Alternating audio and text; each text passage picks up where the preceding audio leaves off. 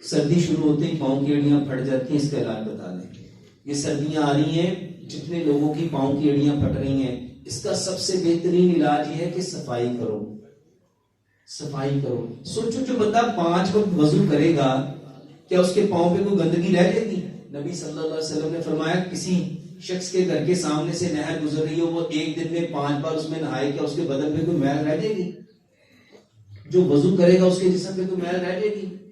तो मेरे मोहतरम भाइयों, सर्दियां आ रही हैं तो एड़ियों पे क्या करो, आप इसको धोएं। और अक्सर लोगों ने सॉक्स चढ़ानी है, तो सॉक्स पहनने से पहले मेरे मोहतरम भाइयों पेट्रोलियम जेली एक जेली होती है जिसको आप लोग वैजलीन कहते हैं, वो अपने पैरों की एड़ियों पे लगाओ, उसके ऊपर सॉक्स चढ़ा लो। यकीन जानो ये बेहतरीन इलाज है।